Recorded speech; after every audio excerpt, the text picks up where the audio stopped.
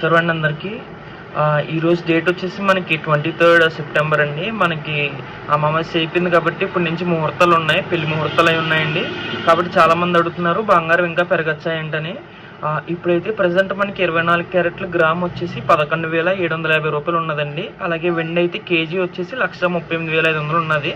So ఇక మీదట ఇంకా పెరగచ్చా అంటే ఖచ్చితంగా పెరిగే అవకాశాలు ఉన్నాయండి. ఎందుకంటే మనకి గ్లోబల్గా మార్కెట్ ఏమి అంత స్ట్రాంగ్గా లేదు.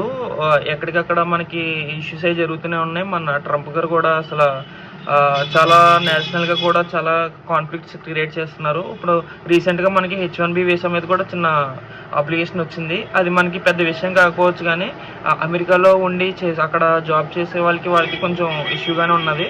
కాబట్టి ఇలాంటి మనకి గ్లోబల్గా ఇష్యూస్ జరిగినప్పుడు మనకి బంగారం మీద ఖచ్చితంగా ఎఫెక్ట్ కనబడుతుంది. అలాగే ఇప్పుడు పెళ్ళి కాబట్టి కూడా వచ్చినాయి కాబట్టి మనకి ఇంకా సప్లై మీద ఇంకా పెరుగుతుంది, డిమాండ్ ఇంకా పెరుగుతుంది. కాబట్టి రేట్ ఇంకా పెరిగే అవకాశం ఉందండి, ఖచ్చితంగా పెరిగే అవకాశం ఉన్నది.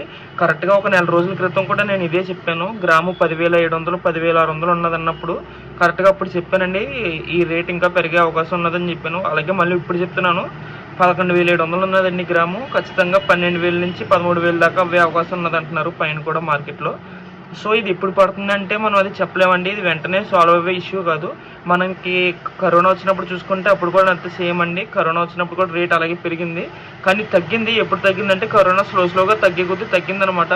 సో ఎప్పుడైతే ఇష్యూస్ అనేవి మనకి స్లోగా కొంచెం తగ్గుతాయో అప్పుడు మనకి మళ్ళీ తగ్గే అవకాశం ఉన్నది. లేకపోతే మనకి ఈ 3-4 ఇయర్స్ మాత్రం తగ్గే అవకాశం లేదండి. ట్రంప్ రూలింగ్లో ఉన్నంతసేపు మనకి తగ్గే అవకాశం లేదని చెప్తున్నారు. కాబట్టి కొనుక్కోవాలనుకుంటే ఎంత డబ్బులు ఉంటే అంత పెట్టి కొనుక్కోండి, తగ్గుతుందని మాత్రం అసలు ఎప్పుడూ వెయిట్ చేయొద్దు. థ్యాంక్స్ ఫర్ ద సపోర్ట్ అండి.